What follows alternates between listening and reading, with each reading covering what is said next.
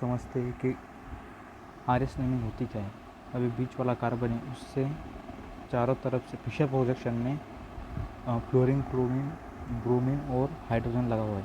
अब RS naming में सबसे पहली बात होती है कि आपको प्रायोरिटी क्या होती है ये पता होना चाहिए। डरने की कोई बात नहीं है। प्रायोरिटी म्हणजे एक अनोखा सा ऑर्डर नहीं है, सिर्फ यही कि प्रायोरिटी डायरेक्टली किसके प्रायोरिटी हम डायरेक्टली डिसाइड करते हैं उसके एटॉमिक मास से।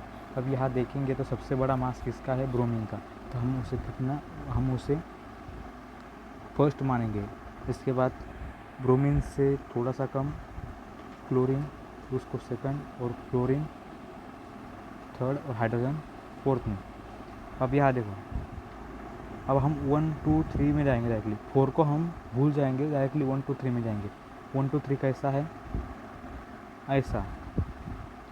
अब ये कैसा, और ये ऐसा, मतलब राइट वर्ड्स, तो ये होता है R। पता चला। इसमें एक और बात ध्यान में रखनी चाहिए होती है कि अपनी जो हॉरिजॉन्टल लाइन है उस पर कभी भी लिस्ट प्रायोरिटी आनी नहीं चाहिए, और लिस्ट प्रायोरिटी आई तो क्या होता है आगे देखेंगे। और एक बात, ऐसा था तब R है, और एंटी क्लॉकवाइज होगा तो अब S होगा। सिर्फ यही बात ध्यान में रखनी है, बाकी कुछ नहीं, बाकी सिर्फ सब कुछ सिंपल है। यह डायरेक्टली हम प्रायोरिटी डिसाइड करेंगे। अब यहाँ ब्रोमीन को 1, क्लोरीन को 2, और क्लोरीन को 3, तो यहाँ 4। अब यहाँ देखिए, अगर हम पहले लिस्ट प्रायोरिटी को भूल जाए और डायरेक्टली 1 2 3 में जाए तो क्या हो जाता है, ये आ जाता है क्या, एंटी क्लॉकवाइज, मतलब S।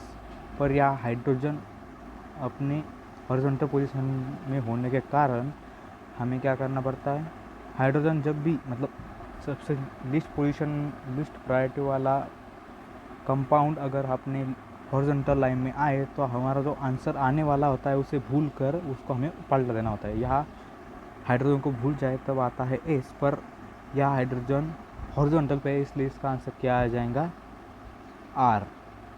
अब पता चला। अब नीचे आएंगे, कार्बन पे हम देखेंगे। अब ऊपर वाले कार्बन, उसको हम first second third and fourth ऐसा है। अब सेकंड पे देखेंगे तो सेकंड पे कार्बन पे, इस कार्बन पे यहाँ कार्बन, इधर ऑक्सीजन, इधर हाइड्रोजन, और इधर भी कार्बन। अब सबसे ज़्यादा प्रायोरिटी किसको आएंगी, ऑक्सीजन को, O। इसके बाद हमारे पास दो लोग हैं, कौन, एक कार्बन है और एक ऑक्सीजन है। अब ऊपर वाले कार्बन पर देखेंगे तो वहाँ क्या है, पहला ऑक्सीजन लगा हुआ है, इधर नीचे लगा हुआ है क्लोरीन। इसमें टक्कर है इस कार्बन में और इस कार्बन में। ऊपर वाले कार्बन पर लगा है ऑक्सीजन पहला, और दूसरे पे क्लोरीन लगा हुआ है।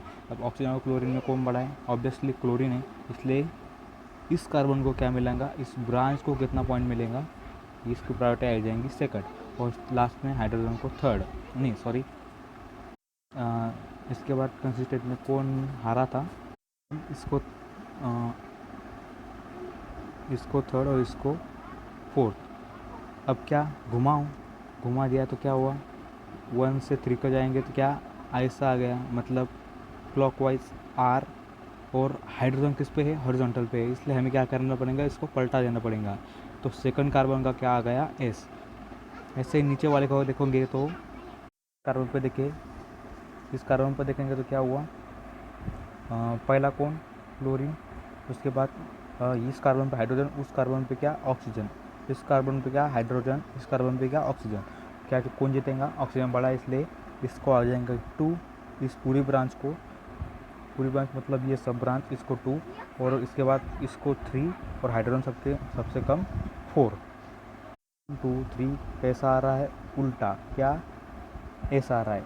S आने से क्या हुआ, S आ गया, पर यहाँ हाइड्रोजन किस पे है, हॉरिजॉन्टल पे है, इसलिए हमें क्या करना है, पलटा देना है, इसलिए क्या आ जाएगा, R, मतलब 2R एंड 3R, इसलिए हमारा आंसर आ गया D। कॉन्सेप्ट क्या है, इससे हमें क्या प्रायोरिटी डिसाइड करनी है, और डायरेक्टली क्या करना है, अगर हॉरिजॉन्टल पे लिस्ट प्रायोरिटी होंगी तो पलटा देना है, और नहीं होगी तो वैसा ही घुमा देना है। सिर्फ ध्यान में क्या रखना है, अगर क्लॉकवाइज होगा तो R, एंटी क्लॉकवाइज होगा तो S।